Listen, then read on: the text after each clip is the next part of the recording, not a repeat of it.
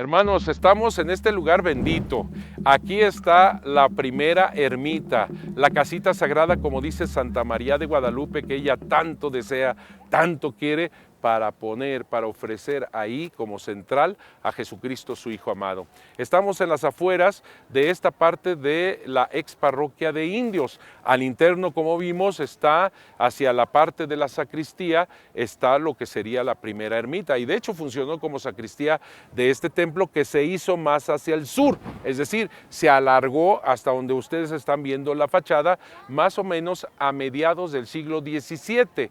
Y esto fue porque como se pretendía hacer los grandes santuarios en este otro lugar, entonces trasladaron a la imagen, mientras se hacía aquello, trasladaron la imagen, aquí estuvo un tiempo mientras se iban haciendo los nuevos santuarios. Por eso se alargó un poquito hacia el sur, porque nosotros la estamos viendo de norte a sur. Atrás de mí exactamente es donde vivía Juan Diego, ahí donde se encuentra esa cruz de cemento, que ahora es una fuente, que yo francamente no es que no me guste, pero desgraciadamente para hacer esta fuente destruyeron todos los cimientos, todo lo que era la choza antigua de Juan Diego, que él pidió permiso al obispo Fray Juan de Zumárraga para vivir cerca de la ermita, barrerla, atenderla. Para los indígenas era muy importante barrer un lugar sagrado. De hecho, a Moctezuma, cuando lo eligieron como emperador, se lo encontraron barriendo el templo. Por eso, para los indígenas es muy importante el barrer el templo. Solamente las personas más importantes o que tenían ante el pueblo una cierta connotación importante podían barrer el templo. No era una cuestión de higiene solamente, sino para ellos barrer el templo significaba preparar el camino a la llegada de la divinidad. Y eso solamente una persona importante ante el pueblo lo podía hacer. Por eso era algo tan distinguido. Bueno, Juan Diego vivió en esa casita donde está la cruz de cemento. Ahí vivió más o menos cerca de 17 años, porque él muere en 1548 y está ahí prácticamente desde 1532, apenas después de la aparición.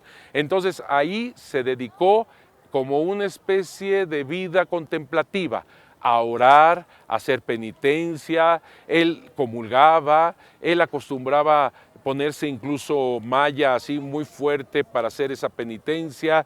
Él también hablaba de la Virgen Santísima de Guadalupe y también lo conocían como el peregrino. Así que él hacía una vida contemplativa, pero al mismo tiempo iba y venía él solo, decían, y hablaba de la Virgen Santísima de Guadalupe. Es un testimonio que él no se puede guardar, lógicamente. El tener esta experiencia de Dios a través de la Virgen de Guadalupe es algo que no se puede quedar encerrado, sino que lo tiene que dar, y lo daba, y entonces le llamaban el peregrino, y por eso en muchas ocasiones a él se le pinta con un sombrero y con un bastón, porque andaba arriba y abajo como peregrino, pero esa peregrinación la hacía desde esa vida consagrada totalmente, en vida de contemplación.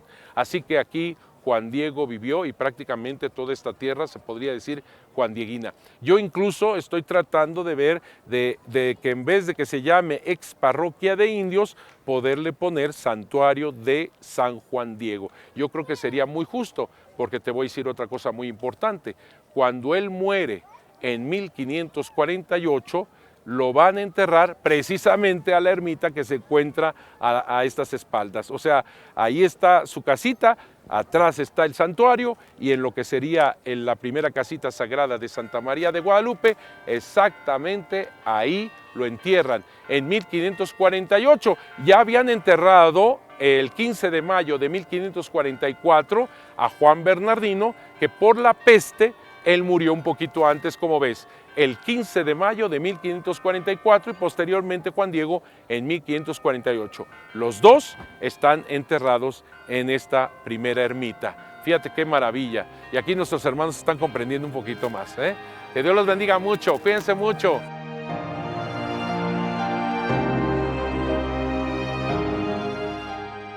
Hermanos, estamos caminando hacia el norte. Estamos rodeando prácticamente la primera ermita que nosotros llamamos, que ya entendemos que ahí están los cimientos de la primera ermita, pero también estas paredes que estamos viendo prácticamente son de la ermita de Montúfar, quien construyó, quien la hizo más grande en 1555, pero algo sumamente importante es que él le da un capellán para que celebre la Santa Misa. Así que de ermita, una ermita que no tenía ninguna, digamos, legalidad constitutiva, eclesial, como iglesia, como capilla, ahora sí. Primero inició como una ermita muy discreta y después con esto de que Montúfar da un capellán, la convierte en capilla, pero nunca se le quita el nombre de ermita. Así que es la ermita de Guadalupe y al mismo tiempo tú la puedes llamar como la capilla o la iglesia de Guadalupe, el primer santuario.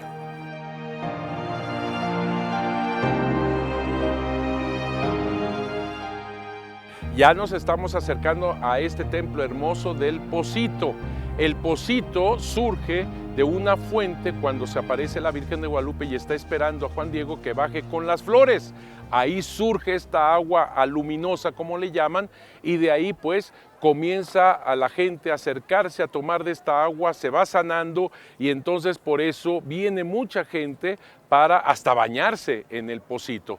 Eso ya se acabó, ya trataron de calmar, digamos, las aguas, pero se le construye en honor a ese Pocito este monumento precioso que tenemos acá atrás.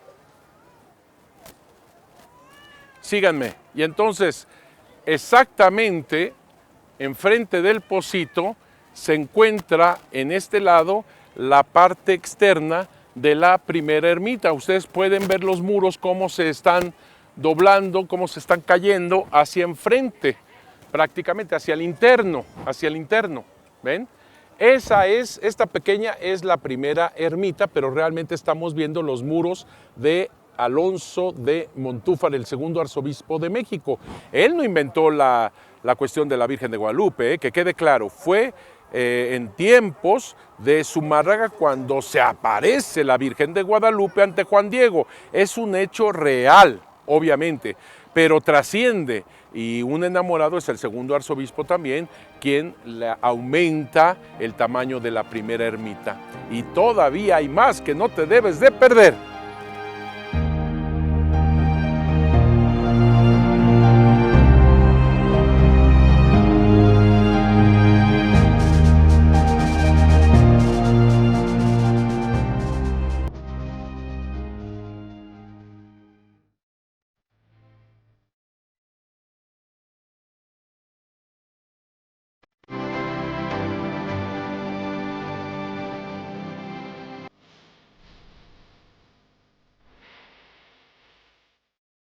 Luego vino a bajar para poner en obra su encomienda. Vino a encontrar la calzada. Viene derecho a México. Cuando llegó al interior de la ciudad, luego fue derecho al palacio del obispo, el cual muy recientemente había llegado, el gobernante sacerdote. Su nombre era don Fray Juan de Zumárraga, sacerdote de San Francisco. Y en cuanto llegó, luego hace el intento de verlo. Le suplica a los que le sirven, a sus criados, que vayan a decírselo. Después de pasado largo rato, vinieron a llamarlo, cuando mandó el señor obispo que entrara. Y en cuanto entró, enseguida ante él se arrodilló, se postró. Luego ya le descubre, le comunica el precioso aliento, la preciosa palabra de la Reina del Cielo, su mensaje, y también le dice todo lo que le había maravillado, lo que vio, lo que escuchó. Pero el obispo, habiendo escuchado todo su relato, su mensaje, como que no mucho lo tuvo por cierto, el obispo le respondió, le dijo: Hijo mío, otra vez vendrás, aún con calma te oiré, bien aún desde el principio miraré, consideraré la razón por la que has venido, lo que es tu voluntad, lo que es tu deseo. Salió. Venía triste porque no se realizó de inmediato su encargo. Luego se volvió al terminar el día. Luego de allá se vino derecho a la cumbre del cerrillo, y llegó delante de ella la reina del cielo. Allí cabalmente, donde la primera vez se le apareció, allí lo estaba esperando. Y en cuanto la vio, ante ella se postró, se arrojó por tierra, le dijo: Patroncita, señora, reina mía, hija mía, la más pequeña, mi muchachita, ya fui a donde me mandaste, a cumplir tu venerable aliento, tu venerable palabra, aunque difícilmente entré a donde es el lugar del gobernante sacerdote. Lo vi, ante él expuse tu venerable aliento, tu venerable palabra, como tú me lo mandaste. Me recibió amablemente y con atención, escuchó, pero por lo que me respondió, como que su corazón no lo reconoció, no lo tuvo por cierto. Me dijo: otra vez vendrás, aún con calma te escucharé, bien aún desde el principio veré por lo que has venido, lo que es tu deseo, lo que es tu voluntad, bien en ello miraré. Según me respondió, que piensa que tu venerable casa divina, que quieres que aquí te hagan, tal vez yo nada más lo invento, o tal vez no viene de tus venerables labios.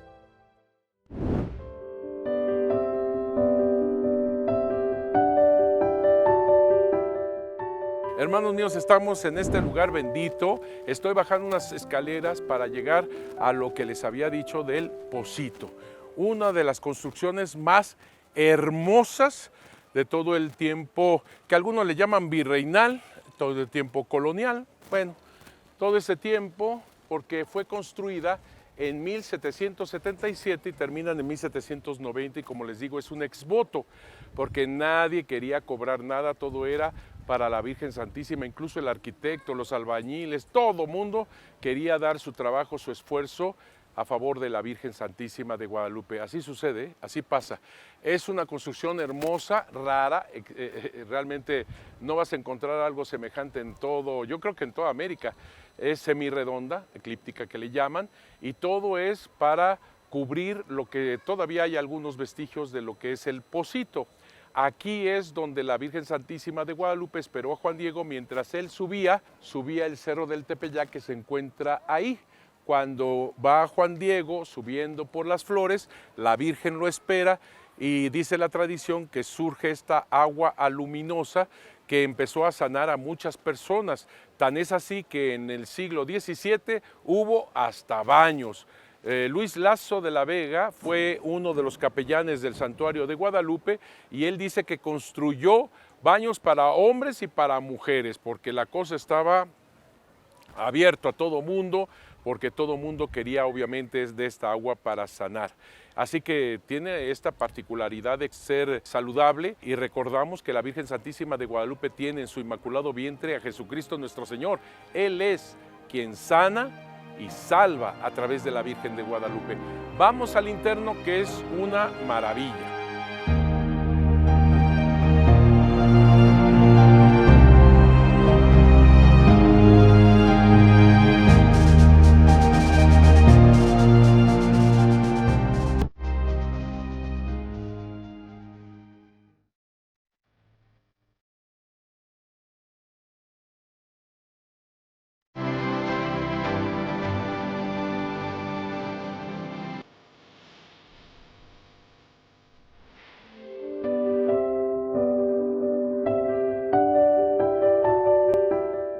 Aquí hay muros, hay frescos muy bonitos de ángeles y demás, pero fíjense cómo están tan deteriorados por el salitre. Si se fijan, todo el salitre ahí, entonces está destruyéndolo, y es piedra. A lo que voy es esto, de que todo el lugar es salitroso. Todo el lugar es salitroso. Estamos prácticamente en lo que podría ser la playa del lago de Texcoco. Aquí comenzaba el cerro del Tepeyac, sus rocas, ustedes van a verlas en los cimientos de este templo, y ahí están las rocas. Afuerita van a ver las rocas del cimiento y son del Tepeyac. El lago llegaba prácticamente hasta acá, y cuando era tiempo de lluvia, ya ves cómo se se inunda la Ciudad de México. No, ya dicen que ya no se inunda, se encharca, perdón. Se encharca la Ciudad de México, pero el caso es que todo el mundo flotamos, ¿no? Y entonces el lago se iba hasta allá. Imagínate tú, la ermita está aquí, luego, no sé si ya la conocen, tienen que ir a ver la ermita. El lago inundaba la ermita. A lo que voy es esto: ¿cómo es posible que la tilma, donde está la imagen de la Virgen de Guadalupe, que es de tela de vegetal, ixotl, es un agave, cómo es posible que dure casi 500 años? En una situación así de humedad y salitre, no dura más de 2 años, Hemos hecho el experimento 2 años. Otros doctores han hecho el experimento aquí en el Tepeyac en el 1780. Estamos hablando de más de 200 años después. Y les duró esas tilmas no más de 8 años. Entonces te puedes imaginar cómo estaba la cosa. Bueno, esto redondo, cíclico, como está aquí, ahí está un púlpito que es muy interesante porque fíjense quién está abajo. ¿A quién pusieron como atlante del púlpito de la palabra de Dios? Nada menos que a Juan Diego. Ese es Juan Diego. ¿Ok? Ese que está ahí es Juan Diego. Entonces lo ponen como atlante, como el que sostiene la palabra de Dios. Por eso está ahí. Muy interesante eso. Y luego, si se fijan, los cuadros que son muy hermosos son del gran pintor oaxaqueño Miguel Cabrera. Son cuadros muy bonitos al óleo, y si se fijan, este es el primero cuando los ángeles presentan a Juan Diego ante la Virgen de Guadalupe. El segundo es este representativo cuando Juan Diego le está dando la vuelta para no encontrarse con la Virgen porque tenía prisa. Se nota que Juan Diego como que no captó con quién estaba hablando con la Madre de Dios, ¿verdad? Y sin embargo, no tengo tiempo para ella, me voy corriendo porque necesito un sacerdote para mi tío que se estaba muriendo. Bueno, ahí representa cuando le está dando la vuelta al cerro. Luego allá, cuando recoge las flores, las pone en su tilma y se las muestra a la Virgen de Guadalupe. Ese momento la Virgen de Guadalupe toma las flores y las pone en el justo lugar en la tilma de Juan Diego. Esto es la inculturación. Personifica la inculturación, es decir, la flor para el indígena significa la verdad de Dios, y que la Virgen lo esté colocando la verdad de Dios dentro de la tilma significa que coloca la verdad de Dios dentro del ser humano, porque la tilma significaba el ser humano. ¿Alguien casado por la Iglesia Católica aquí? ¿Alguien casado por la Iglesia? Exacto, ustedes no se hagan, digan que sí ya. ¿Usaron el lazo? ¿Verdad que sí? El lazo es porque los indígenas cuando se casaban, la tilma del varón se anudaba con el vestido de la mujer y se hacía el matrimonio. A los misioneros les gustó mucho esa idea de hacer un nudo y se continuó con un rosario, con un rebozo, y hacen el nudo, hacen el lazo, ¿ok? El lazo es ese momento tan profundo de unidad. La Virgen de Guadalupe, cuando coloca las flores dentro de la tilma, está haciendo una unidad con el ser humano. Y cuando todavía se plasma en la tilma, está haciendo, lo voy a decir de esta manera, un nudo con su vestido, con la tilma de Juan Diego, está haciendo un matrimonio espiritual con el pueblo. ¿Me expliqué? Y eso es eso. En el momento en que le muestra las flores al obispo y ella plasma su imagen delante del obispo. Y es hermoso, porque el signo es hermoso. ¿Por qué? Porque Juan Diego no sabía que traía la imagen. Sabía que traía las flores, pero no sabía ni de idea de que iba a plasmarse una imagen de la Virgen de Guadalupe en su tilma. Cuando le da las flores al obispo, si te fijas, el obispo está hincado. El obispo se hinca delante de la imagen que trae a Jesucristo nuestro Señor en su inmaculado vientre María, pero al mismo tiempo, al hincarse delante del laico, se hinca delante del laico. O sea, se hinca delante de María, se hinca delante de Dios y sin saberlo, ¿verdad? Se hinca delante también del laico, el obispo. Es un momento muy fuerte ese de ahí. Ahora, le falló un poco a mi amigo Miguel Cabrera, el pintor. ¿Por qué? Porque los indígenas, sobre todo los macehuales, no usaban diseño ni color en sus vestuarios. Era blanco. Juan Diego tenía que estar en blanco, porque era un macehual, un hombre humilde, sencillo. Solamente los nobles podían decorar sus prendas. Y yo veo aquí entre ustedes puro noble, ¿verdad? Unos más, otros menos, pero puro, con colores y todo. Juan Diego solamente era el color crudo de la tilma, que era blanco. Por eso si Cabrera ahí lo pinta de azul, ¿te fijas? Y ya se equivocó. Aquí está en azul Juan Diego, se equivocó. Es blanco, por eso todo su vestuario debe de ser blanco como cualquier macehual. Él no es noble, es un macehual. Se llama San Juan Diego Cuauhtlatoatzin, águila que habla cosas divinas. Cuauhtlatoatzin. A ver, por favor. A ver. Después de mí. Cuauhtlatoatzin. Bastante bien. Mija, usted échele. Bastante bien. A ver acá. Cuauhtlatoatzin. Muy bien. Tiene 10 para mí, ¿ok? ¿Qué quiere decir Cuauhtlatoatzin? Águila que habla cosas divinas. Y prácticamente es mensajero de Dios. San Juan Pablo II lo canonizó el 31 de julio del año 2002 y lo canonizó precisamente San Juan Diego Cuauhtlatoatzin.